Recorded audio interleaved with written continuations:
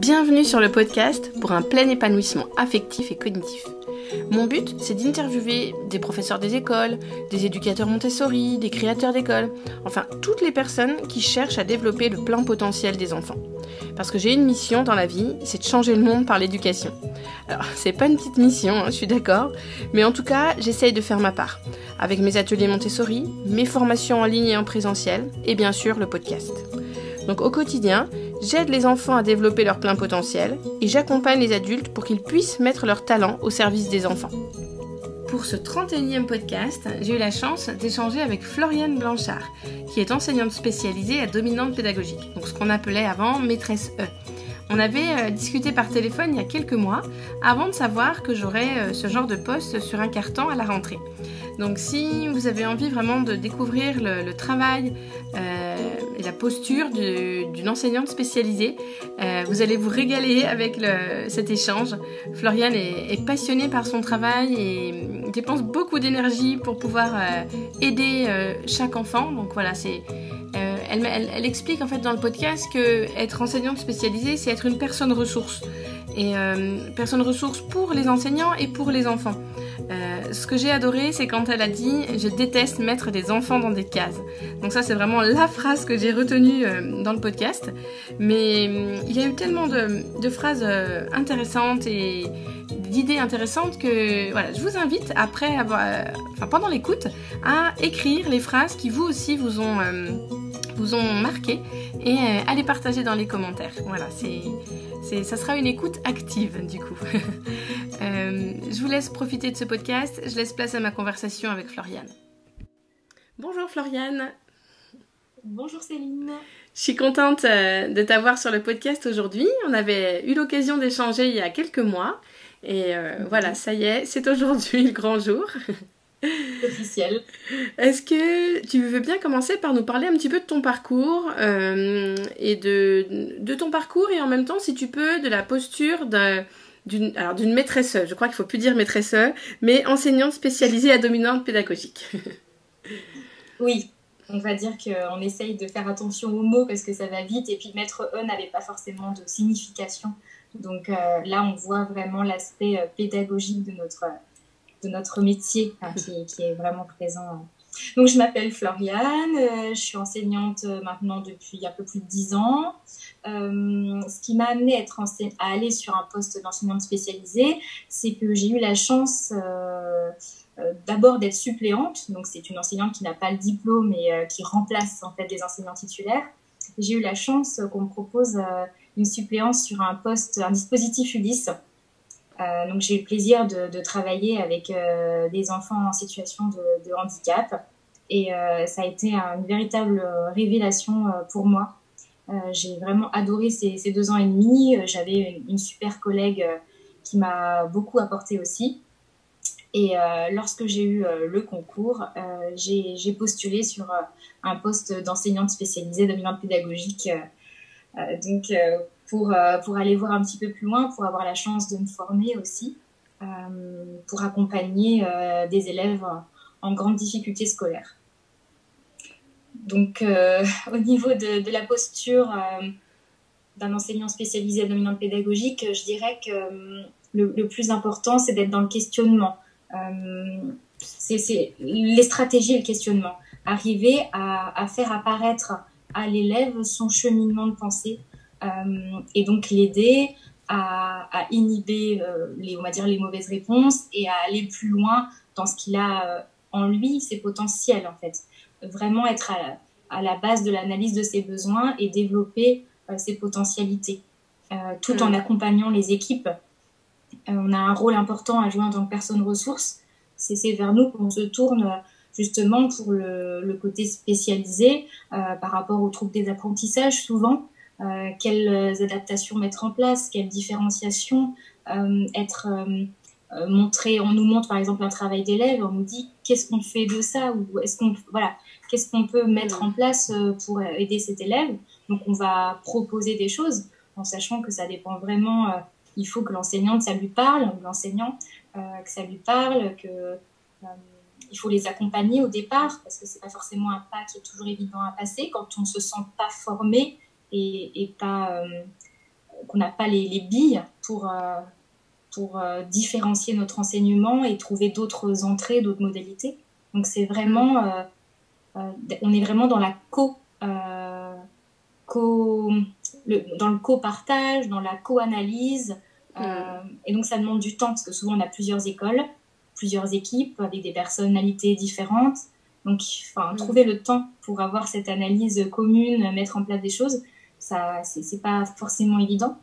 Mais je pense que voilà, pour être un enseignant spécialisé, il faut avoir cette volonté de partage, cette volonté d'accompagner l'autre en se mettant, vraiment en étant... parce que souvent on nous dit, mais toi tu sais faire, c'est ta formation, c'est facile. Mais non, on se pose des questions tous les jours. On est vraiment comme une enseignante ordinaire. C'est juste qu'on va se reposer sur nos connaissances, mais on n'est pas sûr que ça fonctionne. On est là, tiens, essaye ça, et puis si ça marche pas, on verra peut-être autre chose. Mais nous aussi, on se pose des milliers de questions par rapport, parce que voilà, un enfant, il y a tellement de facettes, tellement d'entrées possibles. On sait que l'affectif peut jouer énormément aussi. Donc dépasser ça et aller à l'essentiel, travailler une compétence par compétence, de pas se perdre justement dans tous les besoins, prioriser. Voilà, c'est toutes ces questions, et c'est pour ça que l'équipe est importante. Que chacun, en fait, que personne, en tout cas, ne se retrouve face à des questionnements seul. À un moment donné, voilà, nous, on est une personne ressource qui peut aider la personne qui en a besoin à se questionner, qui peut aider un enfant à faire apparaître son cheminement, être vraiment dans la métacognition pour comprendre comment il fonctionne et comprendre les leviers qui peuvent être utilisés pour les aider. Et quand tu aides un enfant à comprendre ce qui se passe pour lui quand il apprend, est-ce que ça va être forcément un individuel ou est-ce que tu vas avoir besoin de l'observer en classe aussi pour voir comment il procède? Il y a plusieurs phases. La première, en général, si l'enseignant nous accepte, parce que c'est pas une obligation, on demande à aller en classe observer l'élève. Ce qui peut être intéressant aussi parfois, ce qu'on propose maintenant, c'est le contraire. C'est-à-dire qu'on prend la classe et on propose à l'enseignant de la classe d'observer ses élèves. C'est intéressant d'avoir ce double... parce que sinon, on a quand même tendance, et les enseignants ont cette tendance à dire, voilà, c'est ton travail, donc c'est de ta...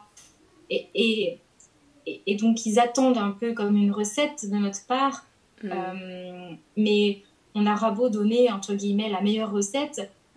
si on ne l'a pas pratiqué, ça ira pas bien loin. Oui. Donc, soit le fait de prendre la classe, ça peut montrer des façons de faire différentes, et là on est dans le partage, et nous aussi on a toujours à apprendre des uns des autres. Donc voilà, d'abord cette phase d'observation qui est très importante. Ça permet de mettre écrit des faits, parce qu'il faut faire attention au piège de ne pas aller trop vite dans l'analyse. D'abord on met tous les faits. Et ensuite, on prend le temps de croiser ces faits avec ce qu'on sait, ce que l'enseignante nous a dit, ce que les parents nous ont dit. Et là, on va aller plus creuser pour analyser les besoins. Donc ça, c'est une première étape. Après, dans l'idéal, je prends toujours un temps... Oui, pardon. Attends, avant d'aller à l'étape d'après, je voudrais reformuler pour être sûre d'avoir bien compris. Tu dis qu'en fait, faudrait pas que l'enseignant de la classe décharge un peu sa responsabilité sur l'enseignant spécialisé et cherche lui aussi des solutions dans la classe au quotidien, parce que l'enfant, il va pas, je veux dire, l'enseignant spécialisé va pas toujours être là pour être une personne ressource pour l'enfant. Tout ce qui se passe en classe a aussi beaucoup d'importance. Donc c'est ça que tu veux dire que c'est un travail d'équipe, quoi, mais pas de je me décharge et je décharge ma responsabilité. Oui, en plus, au départ, c'est pas une question de se décharger, mais comme je l'ai dit auparavant, c'est vrai que nous, on a cette formation, donc ils estiment qu'on doit avoir des réponses, mais moi, c'est ce que je dis toujours, c'est que je n'ai pas forcément les réponses, comme nous, comme en tant qu'enseignante ordinaire, pas forcément les réponses pour un élève, on a besoin de temps, on a besoin de se reposer. Et puis...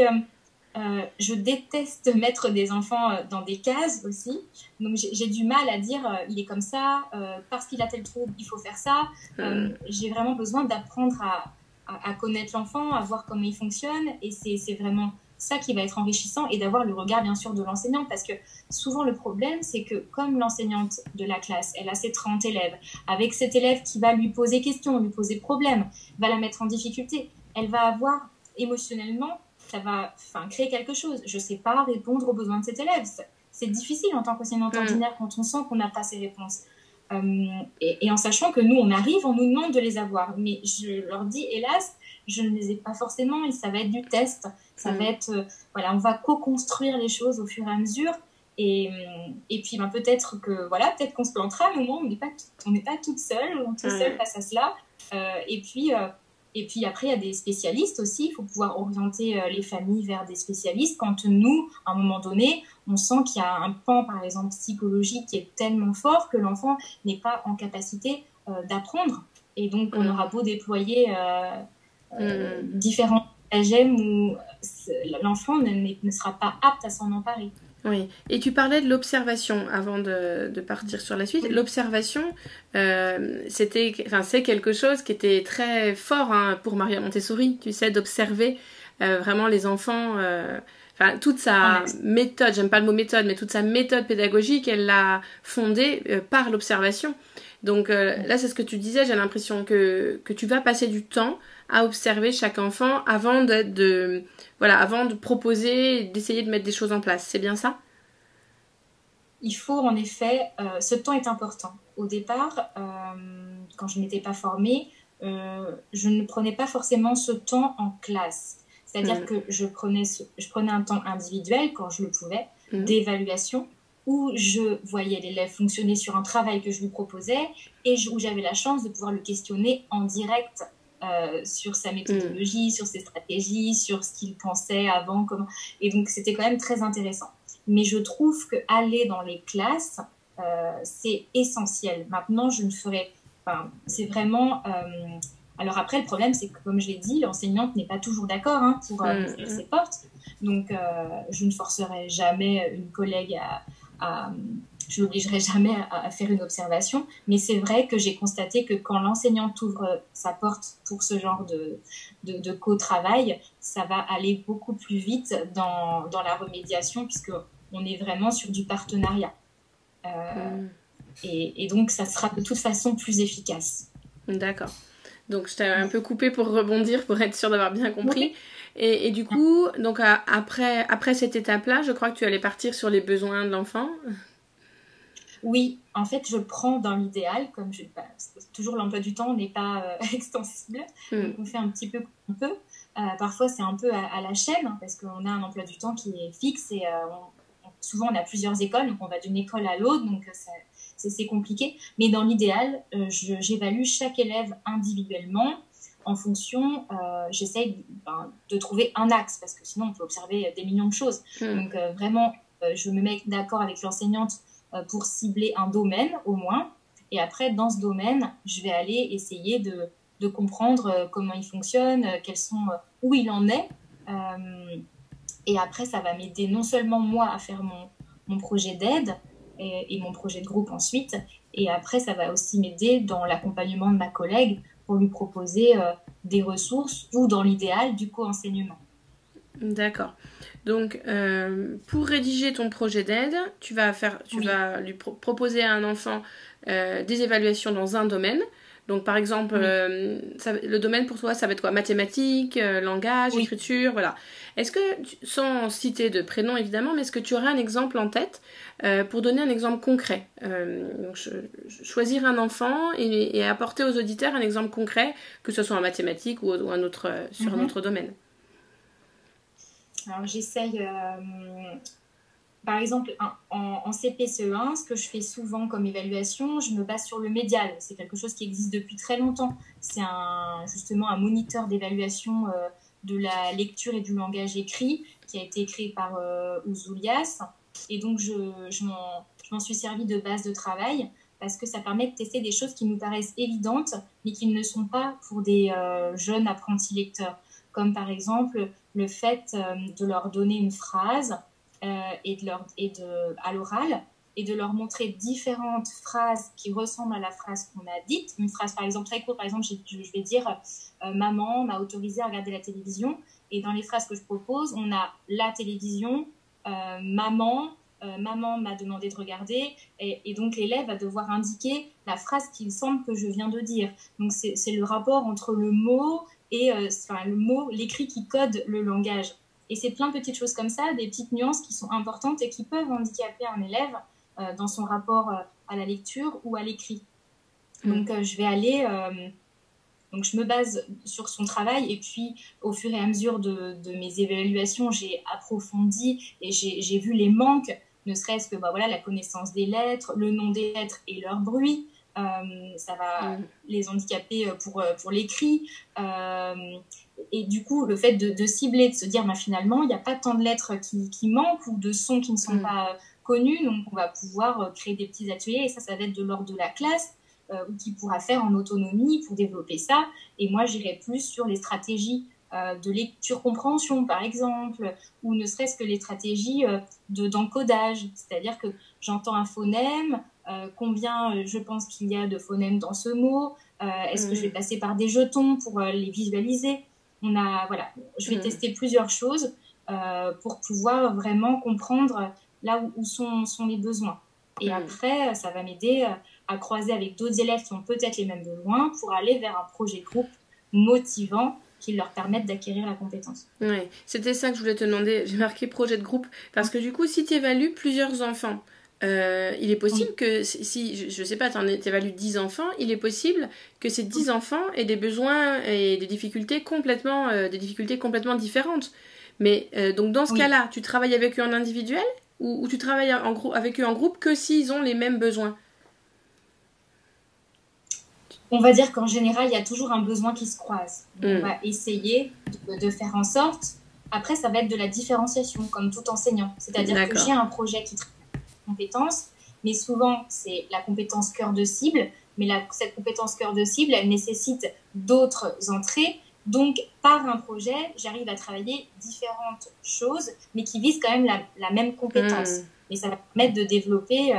mais c'est toujours pareil, un casse-tête pour trouver la situation qui va leur donner envie, qui va, donc la question de la motivation, de l'engagement, on sait qu'elle est très importante, qui va leur permettre de faire le lien avec la classe. Donc ça demande du temps aussi de savoir un peu ce qui se passe. Et c'est souvent très compliqué. Souvent, je fais quand même, quand je fais de la remédiation, donc quand je prends ces élèves et que je les sors de la classe, je trouve qu'il est difficile de vraiment créer du lien avec la classe si on n'a pas préparé le projet avec l'enseignante et de mettre en place des stratégies.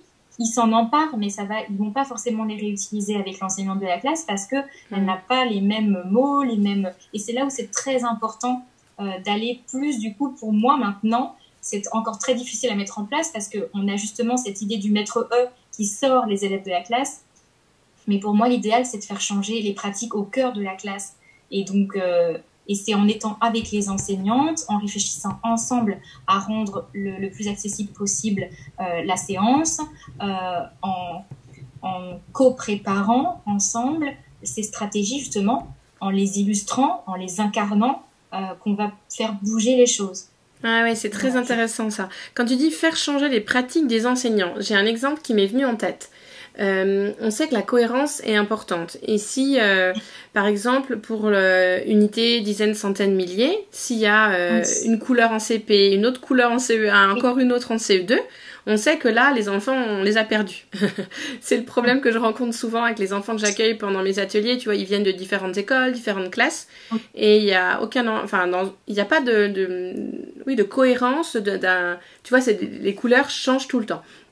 Est-ce que toi, du coup, quand tu dis faire changer les pratiques des enseignants, est-ce que par exemple, ça pourrait être une de tes missions de permettre aux enseignants de réfléchir pour rajouter de la cohérence, par exemple? Ça peut être là-dessus, ça peut être sur les symboles pour les natures des mots. Enfin, tu vois, c'est les deux exemples qui me viennent en tête. Est-ce que ça fait partie de tes missions? Alors, il y a quelques années, je t'aurais répondu oui. C'était ce que j'avais en tête. Je dirais qu'aujourd'hui, ce qui est important aussi à enseigner aux élèves, c'est la flexibilité. Mais en fait, c'est-à-dire que l'essentiel, c'est qu'ils retiennent comment classer les unités. Parce que le sens, en fait, c'est le sens. Ouais. La couleur n'est là que pour aider au repérage spatial. Donc, et c'est plutôt leur dire, voilà, vous serez amené à voir peut-être différentes couleurs. Ça changera d'une collègue à l'autre. Ce qu'il faut retenir, et pourquoi en fait on vous donne des couleurs, ça n'a pas d'importance, peu importe la couleur, c'est de comprendre où se trouve, enfin quoi, en fait, c'est le repérage. Donc, c'est expliquer en fait pourquoi on donne cette aide-là. Ça va peut-être pas servir à tout le monde, mais peut-être que pour certains, ça va les aider. Et donc, peut-être que cette année, c'est du bleu, peut-être que l'année prochaine, ça sera du rouge, mais ça restera toujours une unité. Au contraire, on sait qu'il y a tellement de méthodes différentes. Les enseignantes, elles voudraient au départ peut-être pouvoir collaborer et faire les mêmes choses. Le problème, c'est qu'elles n'ont pas forcément la même méthode et que si elles utilisent un livre, dans le livre, la couleur est déjà choisie. Donc si elles n'ont pas la même méthode, de toute façon, ça ne sera pas les mêmes couleurs. Donc je trouve ça, c'est épuiser beaucoup d'énergie à unifier quelque chose qui est complexe et qui du coup peut-être nierait la pédagogie et la liberté de l'enseignant. Donc maintenant, je serai plus, encore une fois, comme pour nos élèves, à leur enseigner en fait pourquoi on met des couleurs, à quoi ça sert, et après, ils pourraient limite choisir leur propre couleur. L'essentiel, c'est qu'ils puissent se repérer. Mais on leur complique quand même un peu la vie en changeant de couleur d'une année à l'autre. Tu vois, pour les enfants qui ont besoin au début que ce soit concret. Parce que normalement, les couleurs, elles servent justement pour passer à l'abstraction au fur et à mesure. Et quand on y arrive à l'abstraction, il n'y a plus de couleurs du tout. C'est bon, c'est acquis. Mais tu vois, quand je repense à toute la progression du matériel de mathématiques dans la pédagogie Montessori, elles sont là longtemps quand même. Hein. Les mêmes couleurs sont là longtemps, tu vois. C'est sûr que ça... Mais c'est un idéal. Si on arrive à le faire, tant mieux. Mais je sais que dans la pratique, depuis plusieurs années, c'est très compliqué. Il y aura toujours un collègue qui dira non. Et puis finalement, je m'en suis fait une force en me disant la flexibilité, elle est importante aussi. Parce que souvent, les enfants, et d'ailleurs, on en fait des robots, c'est-à-dire que si on ne leur dit pas quel crayon utiliser, quel outil utiliser, ils sont dans l'attente ils ne sont pas acteurs de tout cela. Ils attendent que ça vienne de nous. Et donc, le fait de les faire s'interroger sur les aides qu'on leur propose et en quoi ça peut les aider et leur montrer que finalement, rien n'est figé. Je pense par exemple au nombre décimaux. Même moi, en tant qu'enseignante en CM1, les nombres décimaux, ce sont les nombres à virgule. On prend ce raccourci. Et donc, ensuite, au collège, on apprend que 17 est un nombre décimal, ça nous met un choc. On se dit, mais les maîtresses nous ont menti pendant 2 ans. Je trouve que leur apprendre que ça peut changer, oui, c'est déstabilisant, mais ça les aidera pour leur vie entière. Parce qu'on le voit même nous en tant qu'adultes, quand on a un changement de dernière minute, ça nous déstabilise énormément. Et donc le fait de nous apprendre la flexibilité par le jeu, par exemple, Bazar, je crois que c'est Bazar Bizarre, le jeu où on doit la souris est rouge, le canapé est bleu, la bouteille est blanche. Il faut trouver quel est le point commun et c'est hyper difficile d'inhiber en fait la couleur plutôt que l'objet ou l'objet plutôt que la couleur. C'est le genre de choses qui méritent, je pense qu'on doit développer chez nos élèves. Toutes les fonctions exécutives, on a notre rôle à jouer aussi là-dessus. Donc voilà. Mais après, ça reste... Non, je suis contente d'entendre ton point de vue, c'est intéressant. Et comme pour rebondir sur les fonctions exécutives, est-ce que développer la mémoire de travail des enfants, c'est une de tes priorités? Est-ce que c'est quelque chose qui prend beaucoup de place? Ah oui, l'aspect mnésique est très très important. On le voit, parce que souvent en classe, heureusement, on n'utilise pas que l'auditif, on utilise aussi beaucoup le visuel. De plus en plus, des pictogrammes ou des affiches qui permettent de se rappeler, par exemple, des stratégies de compréhension. Mais on utilise rarement le kinesthésique. Et il y a pas mal d'élèves qui peuvent, justement, le fait d'utiliser différents canaux mnésiques, aussi bien l'auditif que le visuel que le kinesthésique, ça va permettre d'ancrer dans la mémoire, avec différentes entrées, les apprentissages. Et je trouve intéressant quand on fait une séance en tant qu'enseignante ordinaire aussi, et après on peut réfléchir avec l'enseignant spécialisé, d'apporter le plus de canaux possible. Et d'ailleurs, on le voit, le mouvement est important et souvent on est assez statique en classe.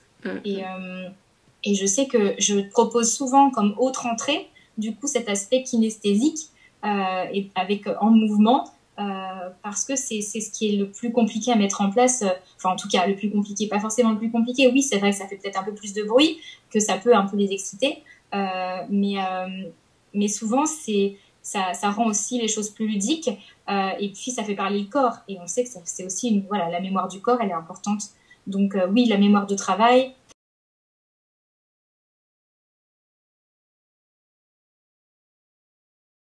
Oui, donc l'aspect mémoire de travail, aussi bien à court terme qu'à long terme, souvent j'évalue. Hein, dans l'évaluation, j'évalue la mémoire à court terme. Je leur donne une suite de nombres, par exemple, et je vois s'ils sont en capacité de la mémoriser ou un mot. Enfin, ça va dépendre du niveau de l'élève. Mais selon son niveau, on sait qu'il doit être capable de mémoriser, je ne sais pas moi, 5 nombres.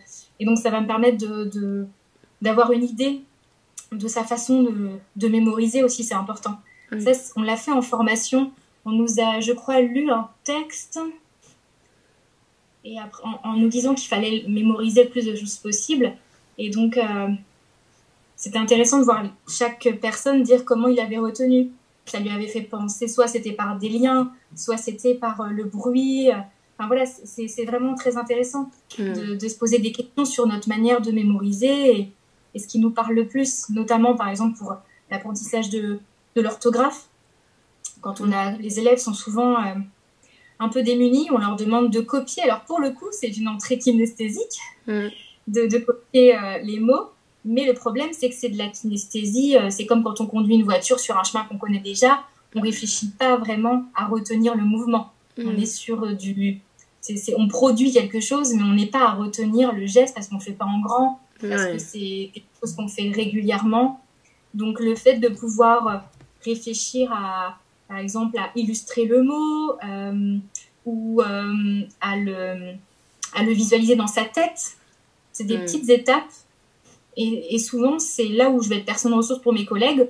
On va mettre des petites choses en place pour travailler, pour aider les élèves à mémoriser par le jeu, en se posant des questions.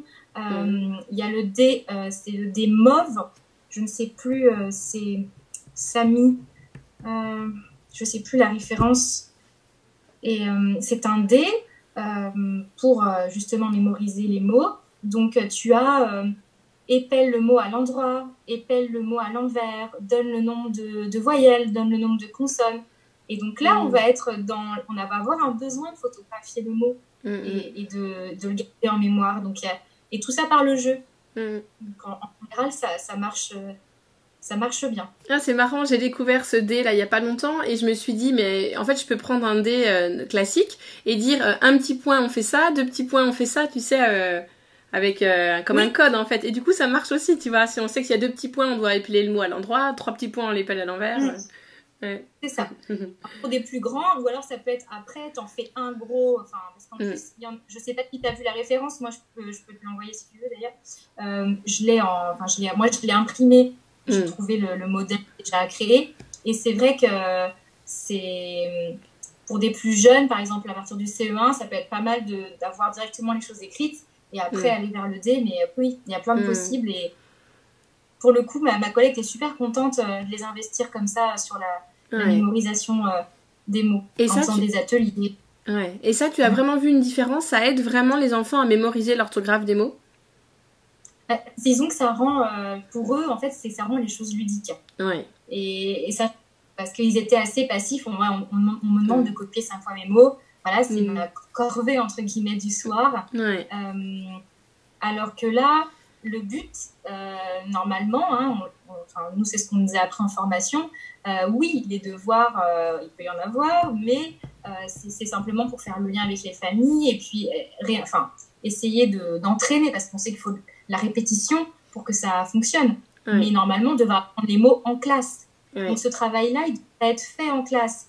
Apprendre à mémoriser un mot. C'est-à-dire qu'on donne un mot aux élèves et on leur dit alors, donc je vous donne le mot, on leur donne pas d'objectif, on leur dit essayez de le mettre dans votre tête, pourquoi pas, je sais plus comment j'avais procédé. Et après on efface le mot et on leur demande comment ils ont fait. Eux aussi ont beaucoup à s'apprendre entre eux sur leur manière de fonctionner. Et ça prend 1 ou 2 séances et après c'est fini. Et ils ont des habitudes, des stratégies. Ouais, le mot stratégie, souvent, mes élèves ils le découvrent avec moi, mais je leur dis non, en fait c'est tout, vous avez plein de stratégies, sauf qu'on les nomme pas. C'est tous ces savoirs transparents, d'essayer les savoirs transparents. J'aime bien cette façon de nommer toutes ces petites choses qui nous paraissent évidentes, mais qui ne le sont pas pour nos élèves.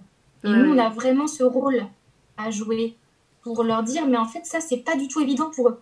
Là, tu l'as mis comme étant acquis, mais non, c'est des choses, ça demande de l'abstraction, ou ça demande d'avoir connaissances ou de faire le lien avec. Et donc, je pense qu'on peut avoir un rôle à jouer là-dessus aussi. Ouais, c'est vraiment leur apporter des outils qu'ils vont pouvoir réinvestir dans leur vie de tous les jours, en classe, à la maison, dans tout le temps, quoi, en fait. Oui. Ouais. Et des outils qui peuvent servir à tous. C'est ça que je vise. La différenciation, c'est très bien, mais souvent les enseignants me disent que c'est fatigant, que ça demande énormément de travail, d'investissement pour parfois un élève. Alors que je leur dis, moi je pense à l'inverse, c'est-à-dire je vais faire en sorte que ma séance, justement, elle me demande le moins d'adaptation possible, qu'elle soit la plus accessible possible pour tous. Il ne me demandera pas de faire d'individualiser les choses. C'est ah oui, je vais prendre une consigne qui soit vraiment très courte et claire, comme ça tout le monde va pouvoir la comprendre, avec un verbe d'action, et voilà, aller à l'essentiel des choses, plutôt qu'une consigne avec triple tâche. On fait par étape, et si on pense comme ça, on va déjà perdre moins d'élèves. Et on avait échangé au téléphone, c'était c'était la méthodologie des savoirs essentiels, et j'aimais bien je crois que c'est un groupe d'enseignants des Vosges, mais alors là, je ne suis pas sûre, désolée si c'est pas là, je ne sais plus si c'est le Jura ou les Vosges, qui ont fait une méthodologie de travail qui permettait justement ils avaient à cœur de ne laisser aucun élève sur le chemin de l'apprentissage, et je trouve ça vraiment, c'est ça ça devrait être notre ligne de conduite. Et ils parlent justement de la posture de mémorisation. C'est-à-dire que oui, si on est affalé sur sa chaise en train de jouer avec son crayon, on ne va pas mémoriser de la même façon que si on a l'œil qui est droit et qu'on se met dans une sorte de bulle parce qu'on sait l'objectif qu'on a. Et donc, ils ont la posture de mémorisation. Il y a aussi le fait, on parlait tout à l'heure de mettre des codes pour la numération. Et bien là où je trouvais intéressant la méthode des savoirs essentiels, c'est qu'ils organisaient les espaces, notamment le tableau, et chaque endroit du tableau avait sa fonction. Et souvent, même, moi, à la première, j'utilisais mon tableau un peu au gré des besoins, mais sans forcément dire, eh bien là, ce sera toujours ça. Donc ça n'enseigne pas forcément la flexibilité, mais parfois peut-être qu'on ne respectera pas forcément. Mais pour les élèves qui ont besoin d'une routine et d'avoir un cadre, le fait de visualiser en disant ça c'est l'endroit où on fait ça, ça c'est l'endroit où on fait ça, ça c'est l'endroit où on fait ça, ça peut être aidant pour les élèves. Et ce que je trouvais génial, ça je le donne souvent à mes collègues, c'est d'avoir la boîte à outils.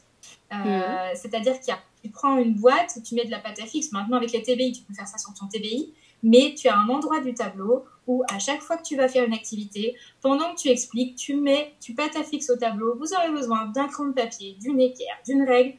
Et après, tu sais que les élèves ne poseront pas 15 000 fois la question maîtresse, il faut prendre quel matériel, quel cahier, Donc, tu prépares toujours ta petite boîte à outils et les élèves peuvent s'y référer sans que toi, du coup, ça te fasse perdre du temps pour aider tes élèves à redire 3 fois la même consigne parce qu'on n'a pas toujours l'écoute nécessaire. Je trouve que c'est ce genre de petits détails qui vont permettre d'avoir plus de temps pour accompagner nos élèves et perdre moins de temps sur des choses qui sont un peu usantes. Finalement, en organisant les choses un petit peu en amont, on peut se défaire de ces questionnements qui n'apportent rien aux autres. On n'est pas sur de méthode, on est sur du pratico-pratique. Donc il en faut, mais ça peut leur permettre, et après ça peut être un élève qui fait la boîte, après il y a plein de modalités possibles. Mais d'accord. Voilà, je trouvais je devais retenir de cette méthodologie, c'est des petites choses qui m'avaient marquée et que je trouvais intéressantes. D'accord. Et la dernière fois au téléphone, tu avais aussi parlé de bavardage mathématique québécois, encore les Québécois, et de clarté cognitive. Alors là, je veux bien que tu nous en reparles. J'ai un peu oublié de quoi il s'agissait et en faire profiter les auditeurs. Bien sûr. Alors, dans les petites choses que j'ai retenues, je suis tombée sur une vidéo. Donc, au Québec, les enseignants font des séances de bavardage mathématique, c'est-à-dire qu'ils proposent une opération, par exemple une soustraction, qui est en ligne. Et le but, c'est d'arriver à trouver plusieurs stratégies pour résoudre cette soustraction et donc de leur renseigner les stratégies. C'est-à-dire qu'on peut utiliser la méthode française, la méthode anglaise, on peut utiliser l'addition à trous. Et donc le but, c'est justement, c'est de ne pas avoir une stratégie, c'est de pouvoir en avoir plusieurs. Et donc face à un calcul, parce que souvent on leur apprend, voilà, soustraction, tu la poses comme ça, donc soit la méthode du cassage, soit la méthode anglaise. Et bien là, et souvent on a ce problème parce qu'une année, la méthode, c'est la méthode du cassage, l'année d'après, souvent le cycle 3, ils préfèrent la méthode anglaise. Donc du coup, ça peut être déstabilisant. Mais là, non, dès petit, on leur apprend à avoir plusieurs stratégies. Donc après, l'essentiel, c'est que tu résous l'énigme. Donc déjà, rien que ça, je trouve ça génial. C'est-à-dire qu'on ne les met pas dans un moule, tu fais comme ça, et après on passe à l'addition, et après on passe à l'explication, et après on passe à la division. C'est quand tu vois un calcul, tu as plusieurs stratégies, à toi de trouver voilà, celle qui te convient, et de pas rester sur une façon de faire. Donc là, il y avait le principe qui me plaisait beaucoup, et ce que j'ai beaucoup apprécié, c'est qu'ils me demandaient, enfin souvent les élèves, on leur pose une question, ils lèvent le doigt, donc ça stresse celui qui n'a même pas encore commencé à réfléchir parce qu'il y a déjà des enfants qui savent la réponse, donc c'est angoissant. Et donc là, ce que j'aimais, c'était les étapes. C'est-à-dire que l'enfant, d'abord, en premier lieu, il pose son poing sur sa poitrine et il dit, entre guillemets, je réfléchis. Ce moment de oui. Il faut prendre le temps de réfléchir parce qu'on a aussi bon nombre d'élèves qui lèvent le doigt, puis quand on les interroge, je sais plus ce que je voulais dire. Donc là, je prends le temps de réfléchir. Et après, je lève le nombre de doigts en fonction des stratégies. Là, je réfléchis à, ça y est, j'ai une stratégie, donc je lève un doigt. Je prends le temps, 2 stratégies, 3 stratégies, jusqu'à 4 stratégies par exemple. Et donc l'enseignante, ça lui permet de voir où en sont les élèves, sans avoir de mouvements parasites pour ceux qui se concentrent. Et sans avoir de comparaison, c'est-à-dire que chaque enfant est là pour lui-même. On n'est pas à regarder le nombre de doigts, est-ce qu'il en a un, est-ce qu'il en a 3, est-ce qu'il en a 2. On est en train de réfléchir pour soi-même. Donc il n'y a pas de stigmatisation. Chaque enfant, peut-être qu'il va rester que le point comme ça, mais il sera dans cette posture, cet engagement de « je réfléchis ». Et ne serait-ce que ça, il y a des enfants en classe qui n'ont pas le temps de réfléchir parce qu'ils savent que les autres vont réfléchir 2 fois, 1000 fois plus vite qu'eux. Donc, pourquoi réfléchir puisqu'on va leur donner la réponse et qu'on sait qu'on n'a pas le temps, qu'il y a la récréation après ou le sport. Donc, il faut aller vite. On est un petit peu limité dans le temps de la classe. La temporalité, elle est importante. Et donc, là, je trouve que ça les met en action de « je pense, donc je suis ». Et pour nos élèves en difficulté, c'est important. Ah oui, c'est chouette. C'est chouette. Et j'aurais voulu qu'on parle des enfants qui ont des besoins particuliers, style dyspraxie, dysphasie, dyslexie, dyscalculie. Est-ce que, du coup, pendant ta formation, tiens, tu peux peut-être expliquer aux auditeurs pour le KPI et après je rebondirai sur ma question. D'accord. Oui, donc pour être enseignant spécialisé, on doit passer un certificat d'aptitude professionnelle aux pratiques de l'éducation inclusive. Donc, c'est une formation qui est longue. Ça représente, j'ai plus en tête le nombre d'heures, mais c'est vraiment un nombre important d'heures avec trois parties. Je crois qu'il y a un tronc commun, un module d'approfondissement et un module professionnalisant, entre guillemets, de mémoire rapidement. Et après, les modalités sont différentes selon le lieu où on se trouve et selon si on le passe dans le privé ou dans le public.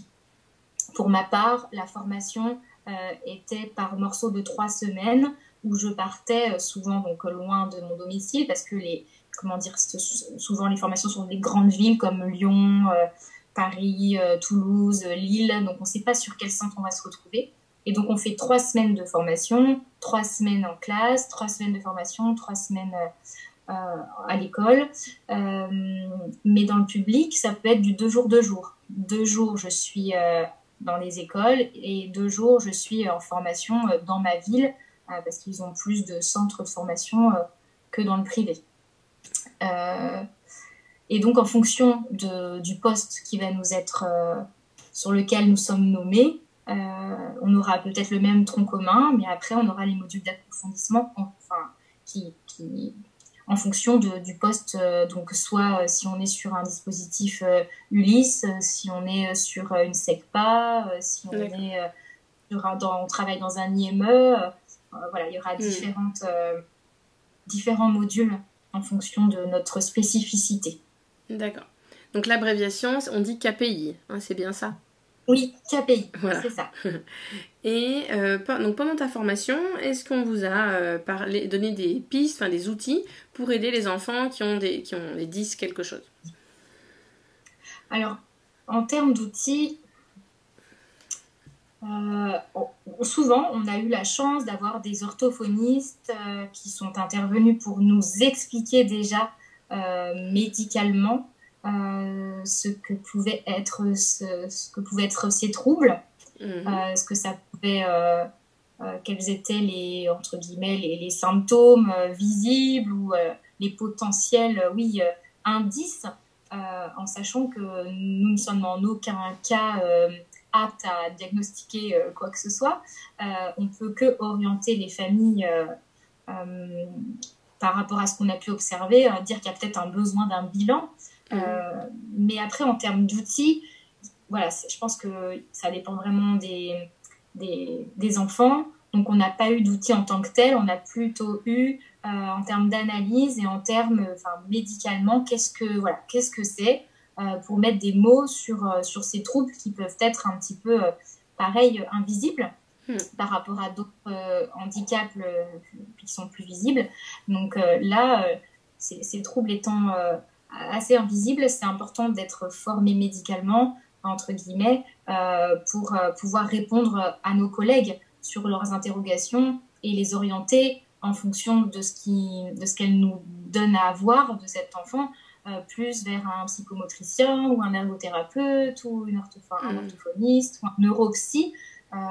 Donc c'était plus en termes de formation pour orienter les familles ou nos collègues qu'en termes de remédiation, puisque quand on va sur cette spécificité-là, on est plus de l'ordre de la rééducation que de la remédiation. Ah oui, d'accord. Ça dépasse un peu le cadre d'une enseignante spécialisée. C'est ça. On va avoir beaucoup de traits communs avec les orthophonistes. Si on regarde nos projets, on va avoir beaucoup de points communs, mais elles vont aller plus loin justement sur l'entraînement de ces fonctions exécutives, alors que nous, on doit en rester aux stratégies qui vont directement être liées à la pédagogie. Et c'est parfois des nuances qui ne sont pas d'ailleurs évidentes, mais c'est ce qu'on doit garder en tête pour garder notre spécificité. D'accord, oui. Et pendant le confinement, du coup, tu me disais que tu avais accompagné des enfants en individuel, en visio. Ça change quand même pas mal la donne par rapport à d'habitude, tu vois, quand on est dans la même pièce que l'enfant. Comment tu t'es réadapté? Qu'est-ce que ça a changé? Qu'est-ce que tu leur as proposé? Voilà. Alors, ça dépendait au départ. Cette volonté de faire des visios, c'était aussi pour garder le lien. Parce que le but, c'était pas d'avoir des parents démunis dans des situations de confinement qui n'étaient pas toujours évidentes, avec des problématiques familiales aussi. Donc, quand tu as cette connaissance-là, au départ, je proposais mon aide. Donc, soit je leur proposais de continuer mes séances spécialisées, soit je leur proposais de les accompagner par rapport aux devoirs donnés par la maîtresse, pour les soulager. C'est-à-dire que, on sait que le parent n'est pas enseignant et que souvent j'avais des parents qui étaient un petit peu démunis parce qu'on sait aussi que le parent n'est pas forcément le mieux placé pour accompagner son enfant parce que l'enfant n'est pas à l'écoute, parce que, pour lui, c'est représenté, la maîtresse a dit ça, donc ça dépendait des élèves. Parfois, j'étais là plus en termes de soutien, donc j'en profitais toujours pour travailler les stratégies. Enfin, je peux pas m'en empêcher, le questionner, mais je ne préparais pas les supports. J'étais plus en termes d'accompagnement et de soulagement des familles pour prendre le relais.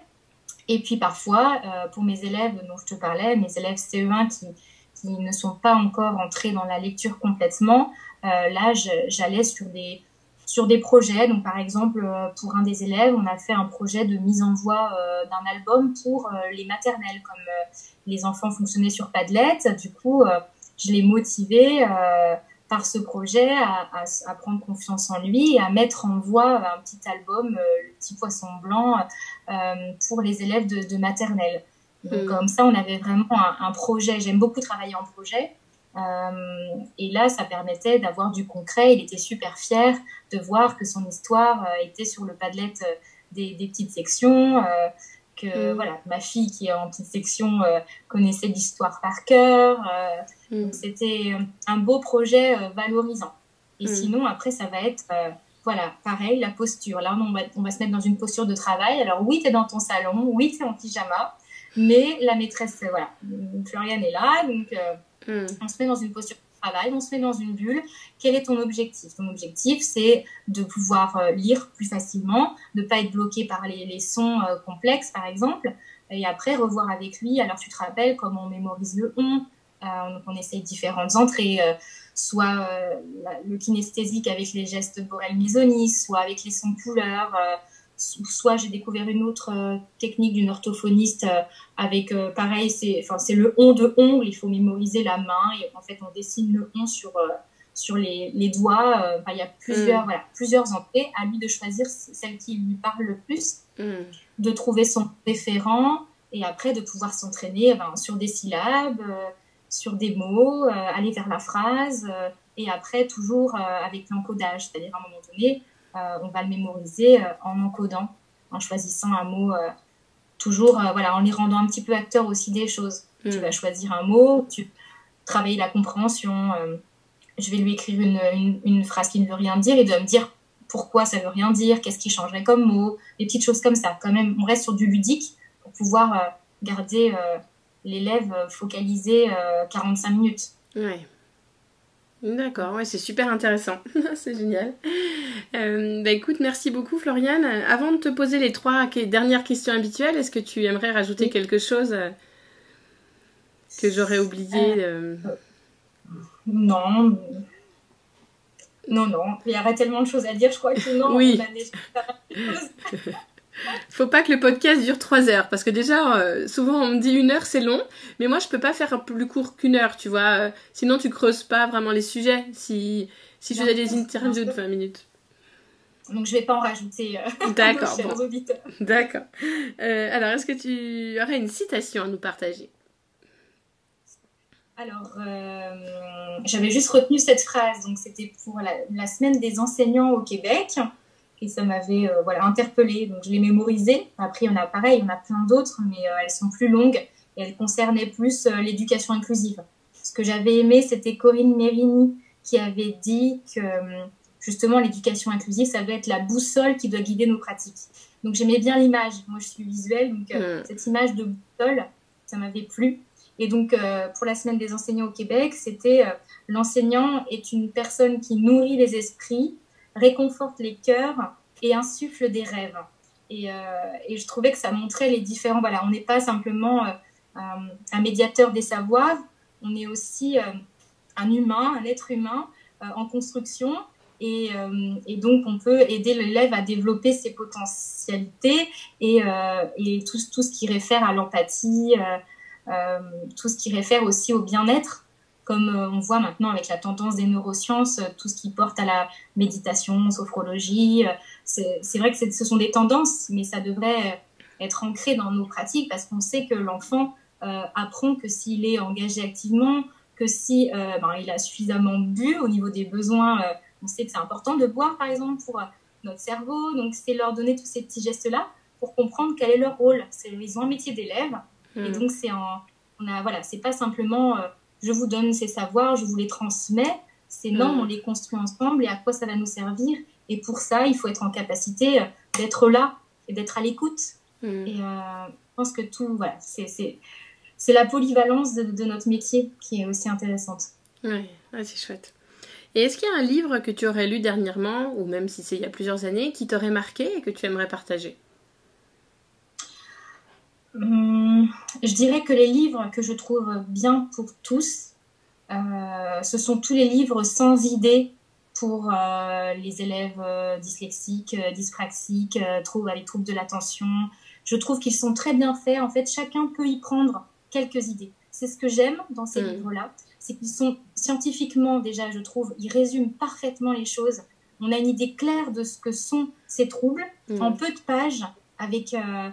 Et après, chacun s'empare des astuces, entre guillemets. Parce que je trouve que, voilà, il y aurait 10 astuces, peut-être que ça ne contenterait pas beaucoup de monde. Là, il y en a 100. Alors, parfois, ça se répète, parfois, ça se recroise. Mais chacun va pouvoir ne serait-ce que 2-3 astuces, c'est déjà super.